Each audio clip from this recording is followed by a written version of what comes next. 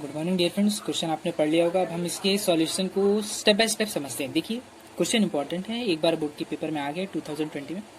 अच्छा फ्रेंड्स देखिए, अभी इसके सॉल्यूशन को समझने के पहले हम इसके कॉन्सेप्ट को जानते हैं। फ्रेंड्स आप भी जानते हैं यहाँ पे ABCD हमारा स्क्वायर है। स्क्वायर आते ही आपको तुरंत माइंड में आना चाहिए कि स्क्वायर का एरिया क्या होता है। आप जानते हैं यहाँ पर स्क्वायर में 4 साइड्स होते हैं, तो एरिया ऑफ कोर्स हमारा साइड स्क्वायर होगा। मतलब अगर आप मुझे साइड दिया है उसका स्क्वायर निकालूंगा तो मुझे एरिया पता चल जाएगा। और पेरीमीटर क्या होता है, हम जानते हैं किसी भी पॉलीगॉन का अगर हमें पेरीमीटर चाहिए तो सम ऑफ ऑल द साइड होता है। तो अगर हम स्क्वायर की बात करें तो L मेरा कोई साइड है और यहाँ पर 4 साइड्स हैं, तो मैं 4 टाइम्स मल्टीप्लाई करूंगा, इसका मतलब 4L यहाँ पे मेरा पेरीमीटर हो जाएगा। ये तो सिंपल बेसिक सा नॉलेज है जो मैंने आपको दिया। देखिए अब आप ये भी जानते होंगे कि सर्कल में अगर मैंने, ये मेरा सेंटर है O और यहाँ पे मैंने एक रेडियस ड्रॉ किया और यहाँ पे एक रेडियस ड्रॉ किया। आप देख सकते हैं यहाँ पे 2 रेडियस है, ठीक है। अब मैं बोल दूं भैया कि मुझे ये जो भी पोर्शन में शेड कर रहा हूँ मुझे इसका एरिया चाहिए, तो जब आप मैथमेटिकल टर्म में जाएंगे ना तो इसको बोलते हैं भैया सेक्टर। सर्कल के अगर आधे पार्ट को हम देखें तो सेक्टर होता है।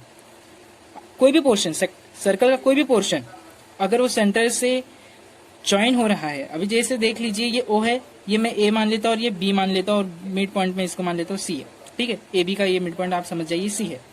ये भी कोई सेग नहीं है, ये भी हमारा आर्क है, so don't be confused friends. अब यहाँ पे देखिए अगर मैं बोलूँ सेक्टर OACB, देखिए इसको लिखने का ये एक तरीका होता है। जब भी आप सेक्टर को लिखते हैं तो कंफ्यूज मत होइए। इस तरह से हम देखेंगे तो एक सर्कल के 2 सेक्टर्स होते हैं, एक मेजर होता है और एक माइनर होता है। ये जो भी मैंने पोर्शन शेड किया ये माइनर है, बाकी ऊपर हमारा जितना भी बचा हुआ रेस्ट ऑफ द पोर्शन वो मेजर सेक्टर है। अच्छा फ्रेंड्स देखिए और एक बात है, एरिया निकालने के लिए हम फॉर्मूला यूज करते हैं, दैट इज θ/360 इंटू πr²। देखिए इसका भी एक रीजन है, क्योंकि πr² क्या होता है, पूरे सर्कल के एरिया, ठीक है। अब अगर मैं बोल दूं अगर सेमी सर्कल की मैं बात करूं, इसका मुझे अगर एरिया चाहिए तो मैं क्या करता हूं, सर्कल है और मैंने सेमी सर्कल को शेड कर दिया और बोल दूं कि मुझे इसी सेमी सर्कल का एरिया चाहिए, तो आप क्या करोगे, हाफ πr² का फॉर्मूला लगाओगे। तो ये क्या कर रहे हो आप कर क्या रहे हो, आप 180/360 तो कर रहे हो, समझ रहे हैं ना। अगर डिवाइड करेंगे तो आपका आ जाएगा 1/2, तो आप हाफ से मल्टीप्लाई कर रहे हैं। सो इसी सेंस में 180 क्या हुआ, सेमी सर्कल का टोटल मेजर 180 डिग्री होता है, इसलिए 180 यहाँ पे मैंने आपको समझाने के लिए बताया। तो देख सकते हैं फॉर्मूला कहाँ से आया ये आप समझ सकते हैं। थीटा हमारा क्या होता है, एंगल, ठीक है फ्रेंड्स। तो ये छोटा सा कॉन्सेप्ट है जो आपको पता होना चाहिए। अभी यहाँ पे मेन कॉन्सेप्ट क्या है कि अगर ये 4 सेक्टर्स हमें दिख रहे हैं, ठीक है, ये एक BPQ है और एक CQR है और एक DSR है और एक APS, ये हमारे 4 सेक्टर्स हैं और हमारा ये एक स्क्वायर है। तो स्क्वायर का जो एरिया होगा उसको अगर कोई एक सेक्टर का भी मैं एरिया निकाल लेता हूँ और उससे 4 से मल्टीप्लाई कर देता हूँ तो मुझे चारों सेक्टर्स के एरिया पता चल जाएंगे। तो अगर उन 4 सेक्टर्स को मैं स्क्वायर के एरिया से, कहने का मतलब है 4 सेक्टर के एरिया को स्क्वायर के एरिया से माइनस कर दूंगा तो मुझे शेडेड रीजन का एरिया मिल जाएगा, और यही हमें क्वेश्चन में पूछा था। तो फ्रेंड्स देख सकते हैं मैंने यहाँ पे स्टेप बाय स्टेप आपको समझाया है, ध्यान से बस देखिए। पहले आपको एकदम स्टेप बाय स्टेप बताना पड़ेगा कि हाँ क्या कौन सी चीज़ है।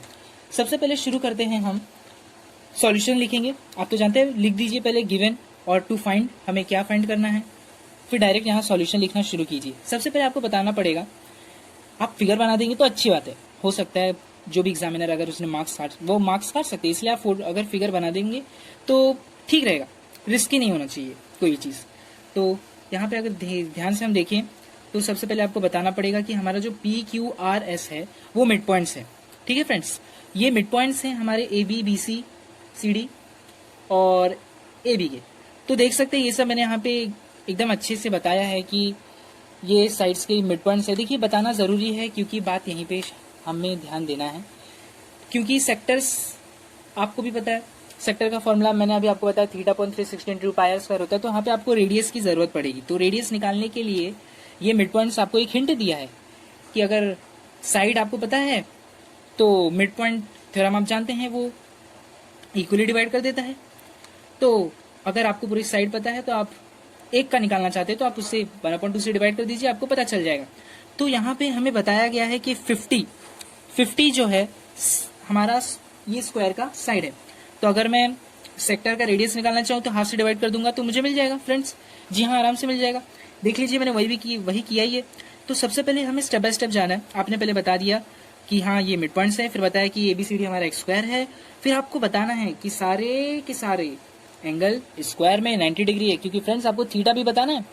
आपको सेक्टर के फॉर्मूले में थीटा का भी यूज करना है। थीटा मतलब क्या, एंगल, तो आपको एंगल बताना भी जरूरी है। स्टेप बाय स्टेप चलिए।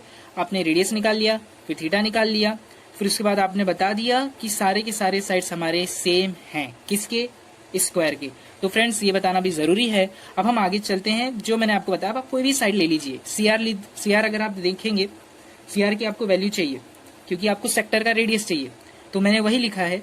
CR की वैल्यू मुझे किस तरह से मिल सकती है, CD को अगर मैं 1/2 से डिवाइड कर दूं। क्यों? क्योंकि R is the mid point of side CD। अच्छा, अगर मैंने साइड CD की बात की है और अगर मैंने ये CR की अगर वैल्यू निकाल ली, तो इसका मतलब कि RD, SD, AS, AP, PB, BQ और QC इन सब की भी वैल्यू 25 मीटर होगी। आप फिगर को ध्यान से देखते जाइए। मैं आपको यहाँ पे फिगर नहीं बता रहा हूँ, यहाँ पे ध्यान से बस सॉल्यूशन आपको देखना है। तो फिगर आप अपने सामने रखिए, ध्यान से समझते चलिए। तो चलिए ठीक है, मेरा काम यहाँ पे हो गया। वैल्यूज तो मैंने यहाँ पे पुट करके रख दी। ठीक है फ्रेंड्स, अब आपको करना क्या पता है, अब आपको सेक्टर्स का एरिया निकालना है। यहाँ पे देखिए मैंने बताया कि C-QR is sector in square ABCD। Similarly मैंने बताया कि ये सारे सेक्टर्स हैं। ठीक है, सर्कल के सेक्टर्स हैं जो कि हमें which are embedded in the square ABCD। अच्छा फ्रेंड, ये तो आपने बहुत अच्छे तरीके से बता दिया। अब आगे बढ़ते हैं, जिस पे आपको मार्क्स मिलना है वो है, ये तो आपने थोड़ा एक्सप्लेन किया। अब आपको स्टेप बाय स्टेप यहाँ पे भी ध्यान देना है कि सबसे पहले आप एरिया ऑफ सेक्टर निकालिए, या फिर अगर आपको थोड़ा अच्छे तरीके से लिखना है ना, तो आप एरिया ऑफ स्क्वायर अगर पहले निकालेंगे तो अच्छा रहेगा, क्योंकि बड़े से छोटे में जाएंगे तो अच्छा रहेगा। बड़ा क्या हमारा स्क्वायर, स्क्वायर में ही हम माइनस कर रहे हैं, तो अगर आप फर्स्ट में एरिया ऑफ स्क्वायर लिखेंगे तो अच्छा रहेगा। मैंने थोड़ा गलती कर लिया है, सो प्लीज फ्रेंड आप इसको पहले लिखिए, एरिया ऑफ स्क्वायर लिखिए। फिर यहाँ पे आपको साइड पता था 50, तो 50 का जब आप स्क्वायर निकालोगे तो 2500 दैट इज 2500 मीटर स्क्वायर हमारा क्या आ गया, एरिया आ गया। ये स्क्वायर का आ गया।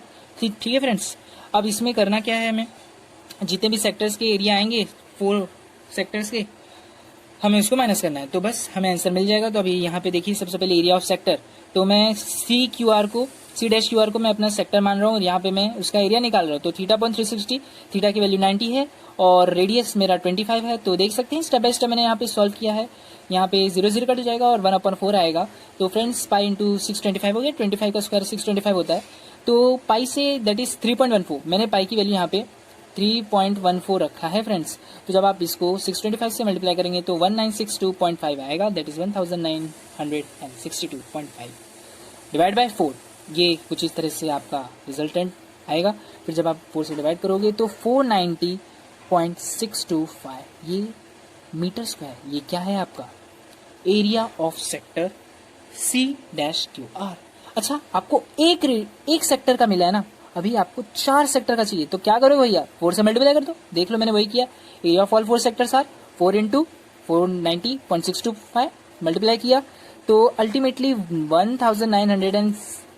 1962.5 मीटर स्क्वायर मेरा एरिया आया। अच्छा फ्रेंड्स, अब देख लीजिए मैंने एकदम स्टेप बाय स्टेप किया है। अगर आपको कुछ डाउट हो तो आप ज़रूर इसे सॉल्व कीजिए। अगर कुछ मल्टीप्लिकेशन या एडिशन में दिक्कत हो गई हो, मल्टीप्लिकेशन या डिवाइड में, तो आप मुझे बताइएगा कि मैंने गलत किया कमेंट सेशन में। अच्छा, अभी देखिए यहाँ पे ये तो मेरा आ गया एरिया, दोनों का एरिया आ गया।